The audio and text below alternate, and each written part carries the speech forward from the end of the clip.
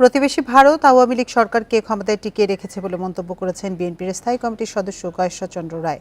এদেশে গণতন্ত্র ফেরা না ফেরা ভারতের উপর নির্ভর করে বলেও মনে করেন তিনি। নয়াপল্টনের সমাবেশে অন্য নেতারা দাবি করেন তাদের কর্মীরা ক্লান্ত নন, বরং বর্তমান রাজনৈতিক পরিস্থিতিতে হতাশ।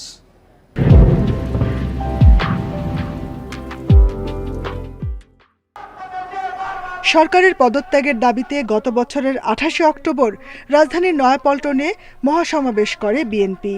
তবে সহিংসতার কারণে সেটি পণ্ড হয়। এরপর দীর্ঘ সময় মাঠে নিষ্ক্রিয় থাকে দলটি। শুক্রবার বিকেলে আবারও নয়াপল্টনে সমাবেশ করে বিএনপি। খালেদা জিয়ার সুচিকিৎসা, তারেক রহমানের মামলা প্রত্যাহার এবং কারাবন্দী নেতাদের মুক্তির দাবিতে এই কর্মসূচি। সমাবেশে নেতারা বলেন, আন্দোলনে ক্লান্ত নন কর্মীরা, বরং বর্তমান রাজনৈতিক পরিস্থিতি আর দমনপীড়নে হতাশ তারা।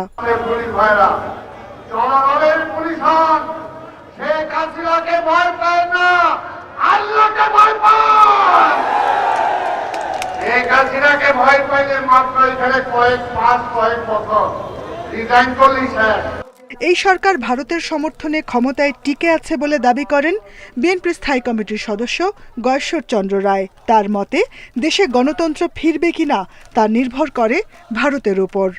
এই স্বাধীনতা কেড়ে নেওয়ার ক্ষমতা প্রতিবেশীদের নাই, কারণ নাই।